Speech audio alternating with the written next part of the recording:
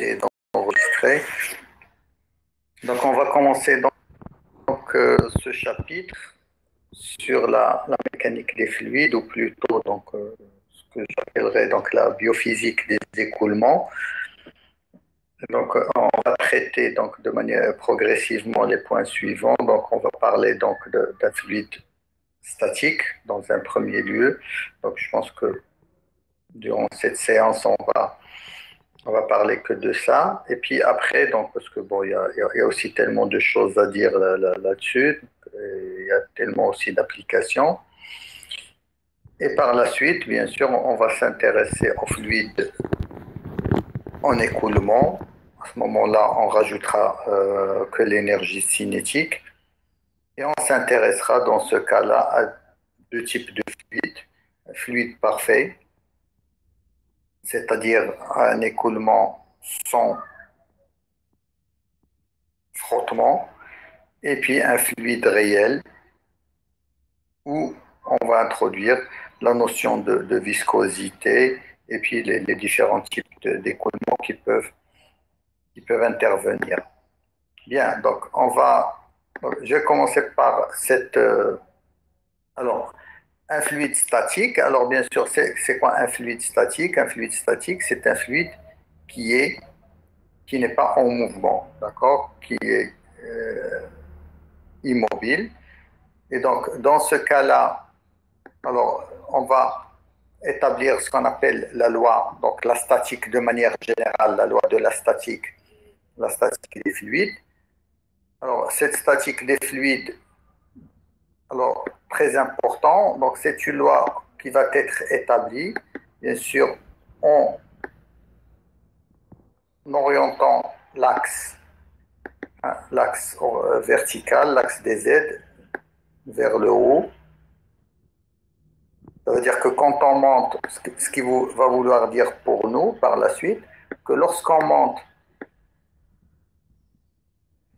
est en train de monter, donc le Z augmente, et lorsqu'on est augmente, donc le delta Z ici est positif lorsque vous montez. Lorsque vous descendez, vous avez un delta Z négatif que l'on prendra par la suite en valeur absolue en disant que c'est la profondeur. Bien, alors, quelques définitions. Alors, la première, alors, la notion de pression. Alors, en mécanique, la pression est définie comme étant une force par unité de surface. Et donc, on peut définir la pression comme étant la force divisée par la surface à laquelle cette force est appliquée. Et donc, P égale à F sur S. Bien, alors maintenant, du moment qu'on parle de fluide, ou de statique des fluides, donc on va définir ce que c'est qu'un fluide. Donc, je vous l'ai dit tout à l'heure. Alors, un fluide, les états de la matière, vous en avez trois. Alors, j'ai dans le gaz,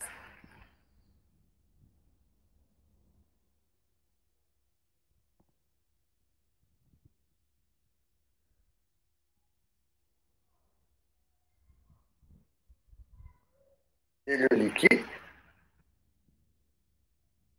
j'ai le solide. Alors, de manière générale, ce qu'il faut retenir, c'est que dans un gaz, on suppose que les molécules sont en mouvement. Un mouvement qui est plus ou moins aléatoire, c'est-à-dire dans tous les sens, qui n'est pas contrôlé. Après, donc, on a le liquide. Le liquide, les molécules sont encore en mouvement, mais c'est un mouvement qui est plus contraint, plus ordonné. Et puis le solide, on suppose que dans le solide, les molécules et les atomes sont figés. Elles ne sont pas en mouvement, même si ce n'est pas vrai à 100%. Et donc, lorsqu'on va dans ce sens-là, du gaz vers le liquide, vers le solide, on évolue dans un sens croissant. C'est un sens croissant d'ordre. D'accord? Donc c'est un ordre ici.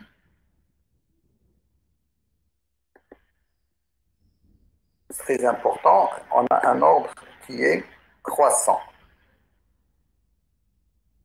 Comment est-ce qu'on peut atteindre cet ordre-là? Si vous prenez un gaz, parce qu'on va voir après, à pression constante, vous diminuez la température, vous refroidissez un gaz, il commence à se liquéfier.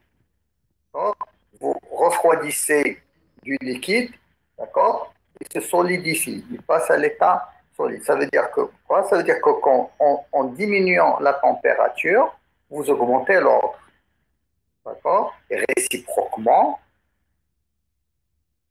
en augmentant la température, vous augmentez le désordre. Donc, en augmentant la température, on augmente l'agitation thermique des molécules et ça augmente le désordre. Bien. Alors, qu'est-ce qu'on a dit? On a dit qu'un solide, c'est quelque chose où les molécules sont figées. Qu'est-ce que cela veut dire? Cela veut dire tout simplement que un solide, si vous prenez de la glace, donc de la glace, vous la mettez dans un récipient, les molécules d'eau que vous avez, les atomes d'oxygène et d'hydrogène sont figés, d'accord? Et votre glace ne prendra pas la forme du récipient. Par contre, si vous prenez un gaz ou un liquide, du moment que c'est quelque chose, les molécules sont en mouvement, le liquide peut prendre la forme le liquide ou le gaz vont prendre la forme du récipient dans lequel on va les mettre. Et donc, c'est ça ce qu'on appelle fluide. Et donc, un fluide, c'est un liquide ou un gaz. C'est quelque chose qui n'a pas de forme propre. C'est quelque chose qui est déformable, qui peut prendre la forme du récipient ou de la conduite qui va le contenir. Bien. Donc, ça, c'est une première définition. Maintenant, quelle est la différence entre le liquide et le solide? Alors, si je prends, je donnais tout à l'heure, je prends une bouteille d'eau d'un litre et demi qui est vide, d'accord? Et je verse là-dedans j'y mets un volume d'un demi-litre d'eau liquide. Alors, qu'est-ce qui va se passer? L'eau liquide va occuper que un demi-litre et le reste du volume, c'est-à-dire un litre, qui va rester libre. Maintenant, si je fais la même chose, mais avec l'eau, la vapeur d'eau, avec un gaz ou avec l'air, tout simplement, qui est un gaz, donc, qu'est-ce qui va se passer? Vous prenez l'air qui était dans un récipient ou dans une bouteille d'un demi-litre, vous le mettez dans la bouteille d'un litre et demi, il occupera un litre et demi. Donc la différence essentielle entre le liquide et le gaz, c'est que le gaz occupera tout le temps tout le volume qui lui sera offert. En termes de compressibilité, qu'est-ce qu'on a dit ici? Donc c'est une masse de liquide. Quelles que soient les conditions, quelle que soit la pression, elle occupera que son volume propre. Et donc, contrairement au gaz, ça veut dire que la masse volumique ρ, qui est égale au rapport de la masse divisée par le volume, dans le cas d'un liquide, elle restera constante. Pourquoi? Parce que la même masse occupera toujours le même volume. On appelle ça un fluide incompressible. Le liquide, par définition, est un fluide incompressible. Maintenant, si je considère le gaz, alors le gaz, la même quantité de gaz occupera différents volumes, la même quantité de matière, c'est-à-dire la même masse, le même nombre de moles, occupera différents volumes selon les conditions, selon le volume qu'on va lui offrir, Ce qui veut dire que le gaz, lui, va être quelque chose qui va avoir une masse volumique qui, elle, n'est pas constante et qui sera fonction de la pression. Mais ceci ne va pas nous intéresser parce que nous,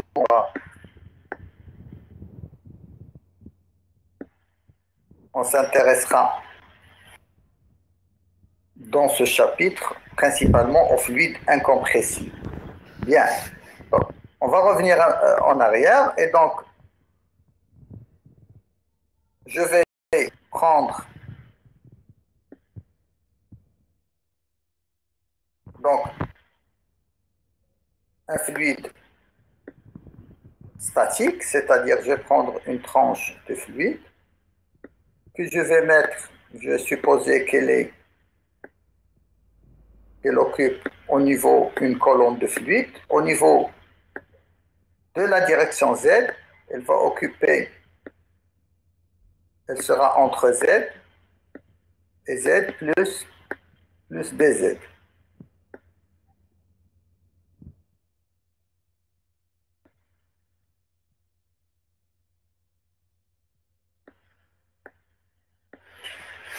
Et donc, on va dire que cette tranche de fluide est en équilibre. La somme des forces extérieures est égale à 0. Et on va. Alors, quelles sont les forces qui seront appliquées à cette tranche de fluide? Donc, rien que pour comprendre comment est-ce qu'on établit cette relation-là, ben, même si on ne fera pas les calculs détaillés. Donc, on va voir. Alors, la notion de force, elle est toute simple. Ici, vous avez, si vous prenez l'air, vous prenez une tranche d'air ici, elle sera soumise à une force exercée par l'air qui se trouve au-dessus, qui est dirigé vers le bas, et l'air qui se trouve en dessous, plus des forces qui sont ce qu'on appelle des forces latérales, qui vont disparaître si on projette sur l'axe des Z. D'accord? Et donc, ici, cette force-là, c'est la pression, donc la force en général, c'est P fois S, par définition.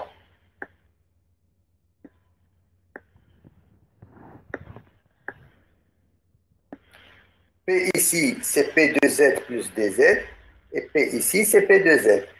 D'accord? Et donc, on projette sur l'axe une force qui est toujours là, on l'a oublié, c'est le poids. C'est le poids mg. Oh, il y a le poids. Et donc, la somme des forces extérieures égale à 0 me donne tout simplement une relation qui est ce qu'on appelle la loi de la statique des fluides, c'est-à-dire dP égale à moins ρ g d2z.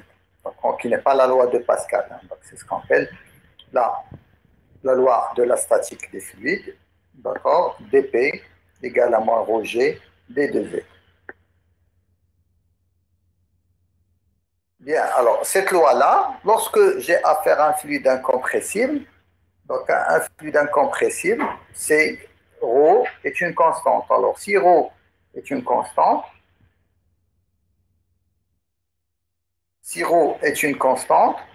ça veut dire que cette relation-là, ici g est une constante, g c'est l'accélération de pesanteur, 9,81 ou 9,8 mètres par seconde au carré. Ici, ça va vous donner que d de p plus ρ g d de z égale à 0. D'accord? Et comme ρ et g sont des constantes, je peux dire que ce terme-là, il est égal à d2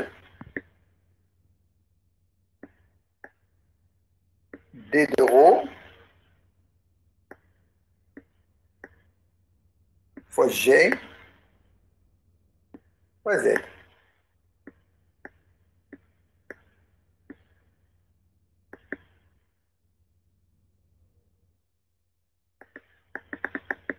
Bien. Et donc, qu'est-ce que ça me donne? Ça me donne D de P plus D de rho GZ égale à 0. Et donc, ça veut dire que P plus rho GZ,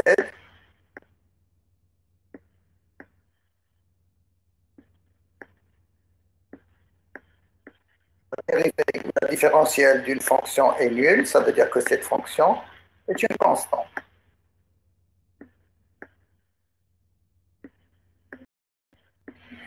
Bien. Et c'est ce qu'on appelle la loi de Pascal. P plus rho GZ égale à une constante. Et je le répète, je le répète, je le répète 3 fois. C'est une relation qui a été établie en orientant l'axe des Z vers le haut. D'accord? Alors, cette relation, qu'est-ce qu'elle veut dire? Elle veut dire que, tout simplement, tous les points qui se trouvent au même Z vont avoir la même pression. P constante, ça veut dire que Z est constante. Lorsque Z est constant, sur la même ligne horizontale, d'accord? Puisque l'axe Z est vertical, le même Z correspond à la même pression pour un fluide, bien sûr, statique. On suppose que le fluide est statique, qu'il ne bouge pas. Bien. On va voir quelques applications de cette relation-là, très simple.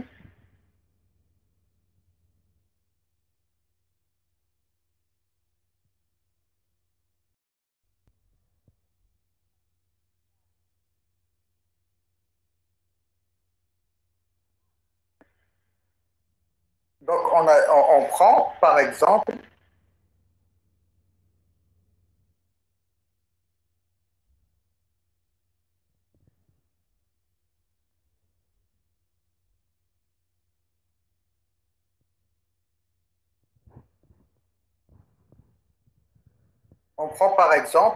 une espèce de piscine.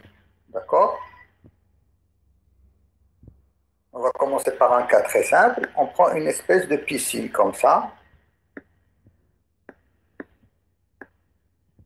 On va faire un exercice là-dessus. On a de l'eau ici, qui est incompressible. Et on va dire que ça, que l'axe des Z tout le temps, il est orienté vers le haut. Donc ça, c'est l'axe des Z. On doit l'axe des Z. Et donc ça, c'est de l'eau.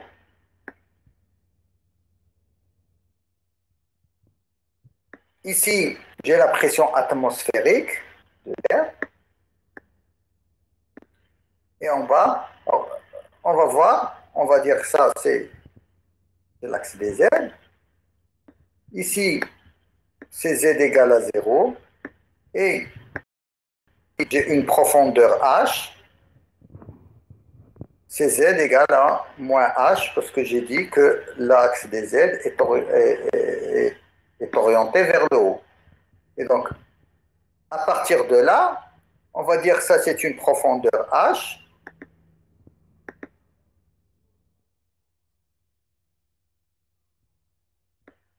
Pour une profondeur H, on a Z, on a dit égale moins H, d'accord?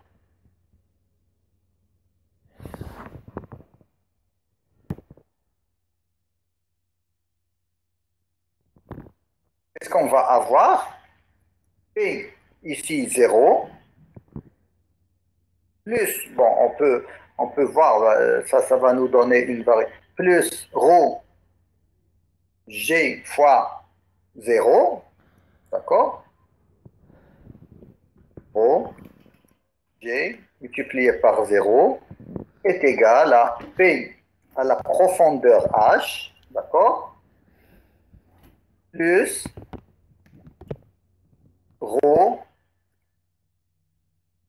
G multiplié par moins H.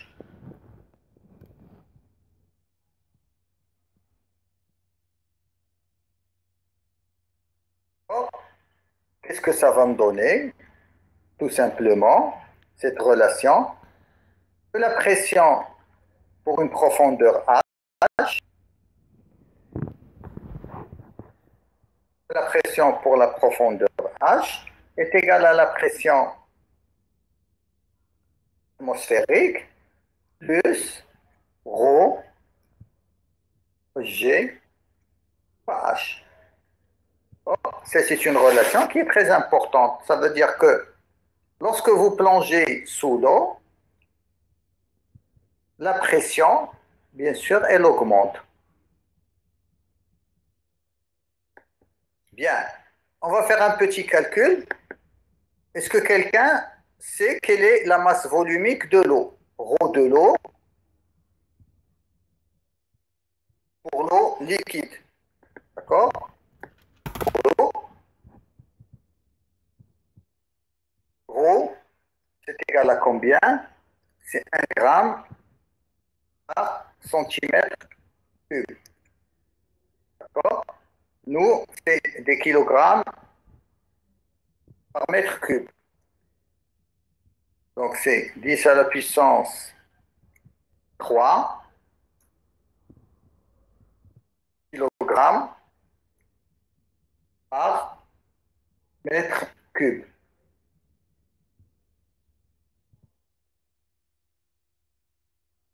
Alors, je rappelle après que l'unité de la pression est le pascal. Oh, ça, c'est quelque chose qu'on a déjà vu la première séance du cours, quand on a parlé des unités. La pression P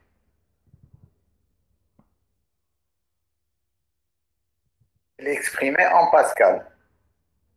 Oh, ça veut dire que la pression à une profondeur H sera égale à la pression ou la variation de pression, parce que ici, donc, vous pouvez appliquer ça soit entre la surface de l'eau et une profondeur H, ou bien entre deux profondeurs. Plus, alors ρ de l'eau, on a dit 10 à la puissance 3, multiplié par G 9,8, multiplié par H.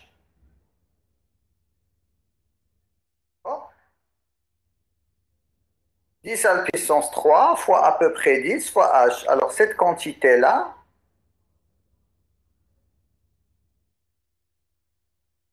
qu'est-ce que ça va me donner? Ça va me donner P0, P0, plus, alors on a dit 10 puissance 3, qu'est-ce qui plus 10 à la puissance 4, et par H, à peu près. 10 à la puissance 4 multiplié par H, si je prends H, si je prends H égale à 10 mètres, égale à 10 mètres, ça veut dire on a P de H,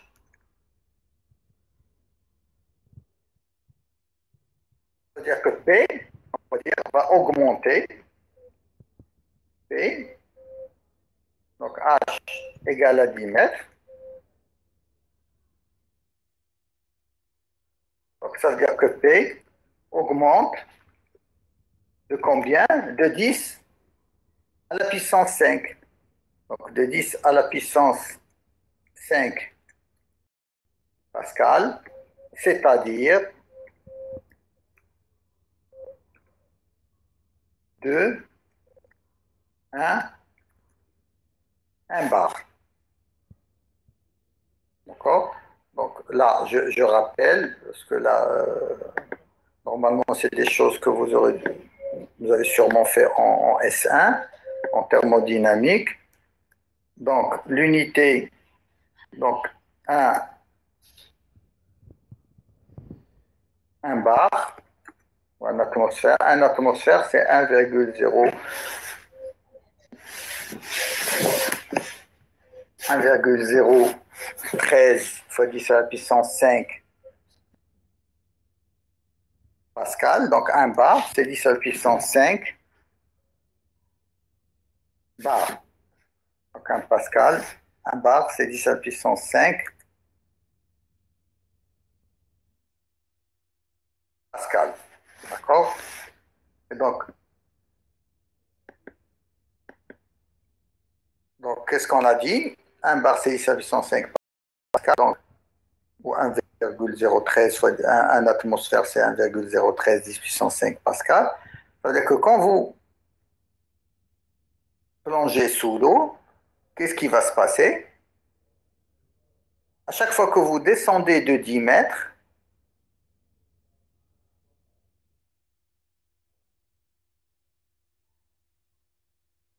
vous entendez maintenant?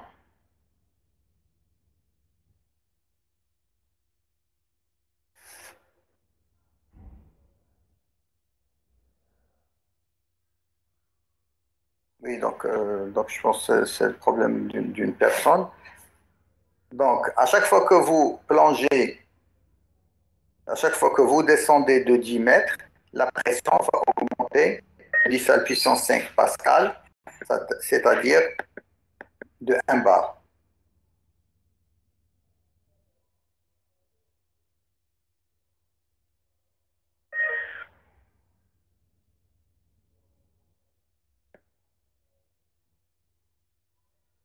Donc, ça, c'est quelque chose que l'on va voir. C'est, alors bien sûr, ça, en considérant bien sûr que l'eau liquide est un fluide incompressible. Bien, quand je dis ici, donc nous allons faire des exercices là-dessus, parce que c'est quand même quelque chose d'intéressant. Quand je dis que la pression augmente, donc là, ça c'est quelque chose, donc, c'est-à-dire que sous l'eau, la pression augmente de 1 bar, 10 puissance 5, tous les 10 mètres. C'est-à-dire que si vous êtes à la surface de l'eau, bien sûr, la pression atmosphérique, c'est 1 bar. Lorsque vous descendez de 10 mètres, ça devient 2 bars. Lorsque vous descendez de 20 mètres sous l'eau, ça va être 3 bars, ainsi de suite. 3 atmosphères à peu près. Ainsi de suite. Et donc, ça va. Pardon. Quand je dis ça, bon, c'est facile à dire, mais lorsque vous descendez sous l'eau, lorsque vous descendez sous l'eau, la pression augmente, mais la force qui s'exerce, la force augmente aussi. Parce que la pression, c'est une force par unité de surface.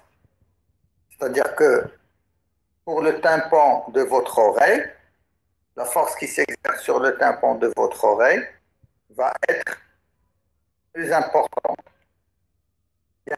Alors là, je pense que là, on n'aura pas le temps parce qu'on va être obligé donc d'arrêter dans 1 ou 2 minutes. Mais on, on va faire la semaine prochaine. Donc, je vais vous mettre un exercice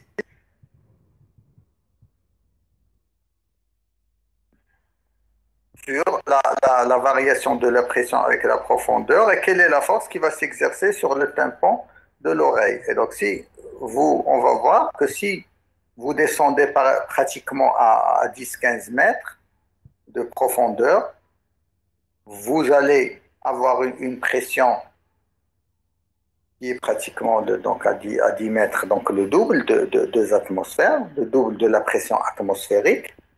Alors, je rappelle, la pression atmosphérique, c'est la pression de l'air ambiant, bien sûr, à la température ambiante, et ça va vous faire, bien sûr, ça va correspondre à une force qui est encore plus intense. D'accord? C'est ce qui fait, donc on va le voir aussi. C'est ce qui fait que les personnes qui font de la plongée sous-marine doivent protéger leur oreille, en particulier le tympan de l'oreille, contre l'effet de la pression, parce que la pression va augmenter. Et si on ne fait rien, ces personnes-là, donc si elles font rien, alors elles vont avec le temps, ces personnes-là veulent devenir sourdes. D'accord? Mais rochisme. Ça, ils vont pas. Pourquoi? Parce que tout simplement, donc la force est tellement intense que ça va abîmer le tympan de l'oreille. Bien, alors, on va parler de ça donc dans la prochaine séance. Je voudrais juste vous montrer quelque chose. Donc, on va revenir.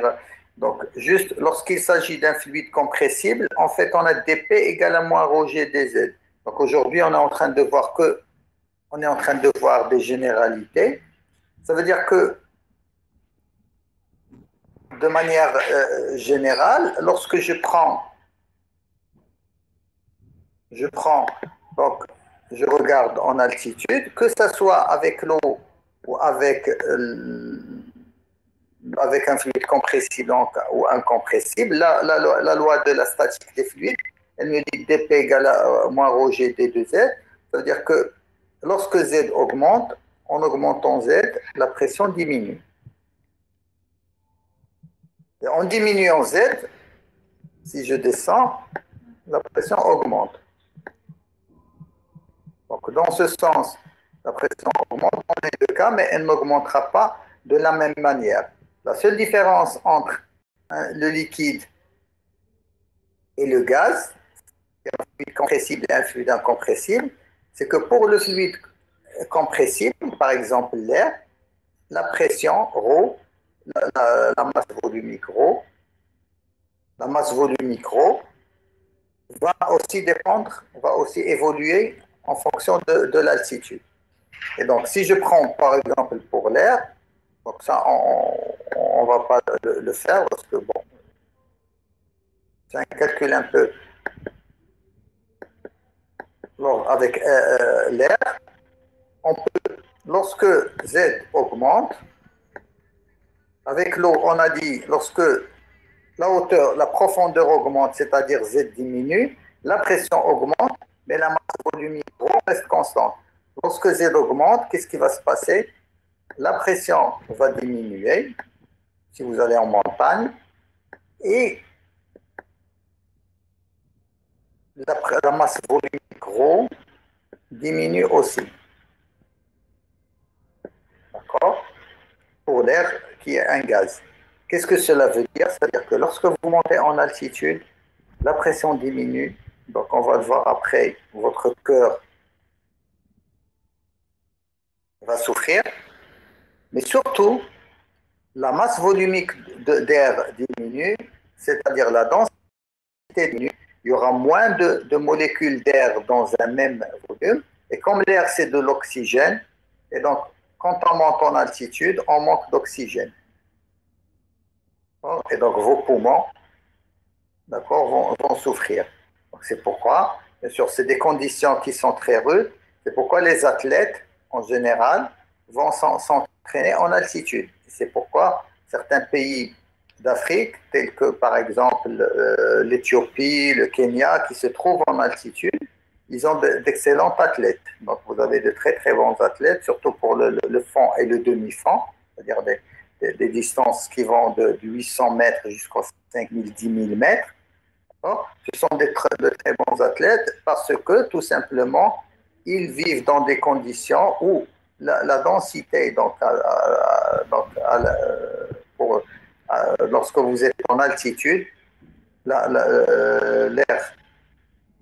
l'air est moins dense, d'accord? Ça veut dire que l'oxygène est plus rare. Et donc, si l'oxygène est plus rare, donc ça veut dire que c'est des conditions extrêmes pour vos poumons. Donc, on va revenir la semaine prochaine avant d'entamer ou la séance prochaine. Donc, ça peut être aussi cette semaine-là. Avant d'entamer donc la partie écoulement, donc on va faire une application. Donc, on va prendre un peu de temps sur tout ce qui est statique avant d'aller vers donc, les écoulements. Et puis, on va surtout voir donc, la relation ici, par exemple, pour, par exemple, le mercure. D'accord? Comment est-ce que, si on prend le mercure, comment est-ce que donc, on va définir l'unité qu'on utilise en général pour la mesure de la pression